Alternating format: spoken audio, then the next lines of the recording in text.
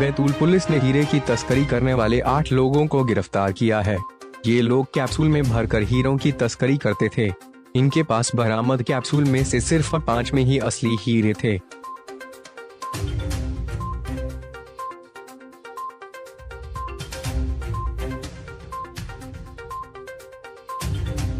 क्या पूरा मामला था लूट का, किस तरह से वो पूरी घटना को अंजाम दिया? ये 31 तारीख को एक लूट की घटना हुई थी। प्रिंस सोनी नाम का फरियादी था जिसकी सोने चांदी की दुकान है छिंदवाड़ा में, जो सोना चांदी और डायमंड्स में डील करता है।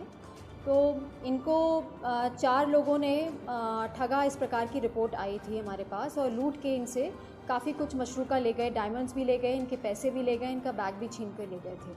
तो इस प्रकार की रिपोर्ट आई। इसी आधार पे हम लोगों ने SIT का गठन किया और इस SIT में जो SDOP बैतूल हैं श्री नितेश पटेल और SDOP मुल्ताई नम्रता सोंधिया, और इन्हीं के साथ ही हम लोगों ने जो थाना प्रभारी रखे थे वो थाना प्रभारी आमला, थाना प्रभारी साईखेड़ा, थाना प्रभारी बैतूल बाज़ार और थाना प्रभारी मुल्ताई और थाना प्रभारी शाहपुर। जिस थाने में ये FIR दर्ज हुई है वो थाना गंज है बैतूल का, जहाँ पे मुख्य रूप से पूरी कार्रवाई को अंजाम दिया गया है।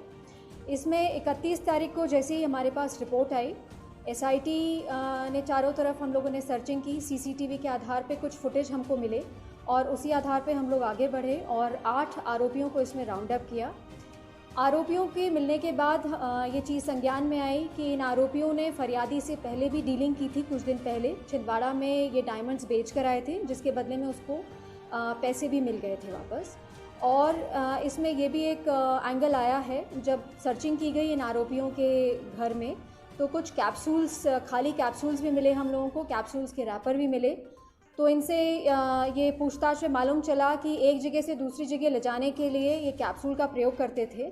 चूँकि अभी 31 तक कंप्लीट लॉकडाउन की स्थिति में था बैतूल और छिंदवाड़ा और आसपास के जो सीमावर्ती ज़िले हैं और जो महाराष्ट्र की बॉर्डर है, वहाँ पे बहुत टाइट सिक्योरिटी थी। काफ़ी आने जाने वालों की सघन चेकिंग की जा रही थी और अंदर भी इंटरनल काफ़ी चेकिंग पॉइंट्स लगे थे।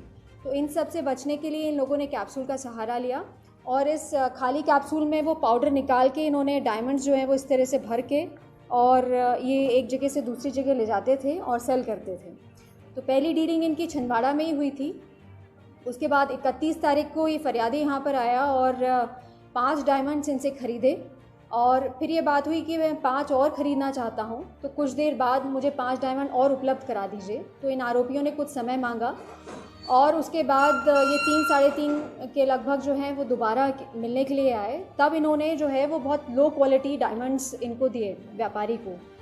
तो व्यापारी का ये कहना था कि ये जो जितने मैंने पैसे दिए हैं वैसी क्वालिटी का नहीं है। तो इनमें कहासुनी होने लगी। इतने में इन लोगों ने कट्टा निकाला और व्यापारी के पास जो डायमंड्स थे, पैसे थे, कुछ चांदी का भी सामान उसके बैग में था। ये सब लेके ये फ़रार हो गए और इसी की रिपोर्ट पे ये सारी कार्रवाई आज की गई है।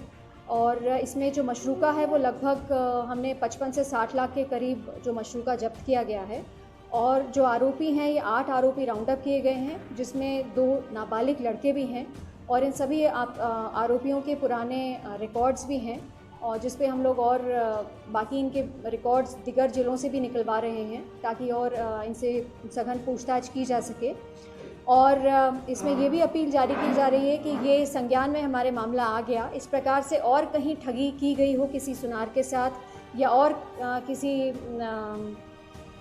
दुकान में जाकर, तो कृपया बताएं और इनसे पूछताछ में हम और इनके CDR के आधार पे और निकलवा लेंगे।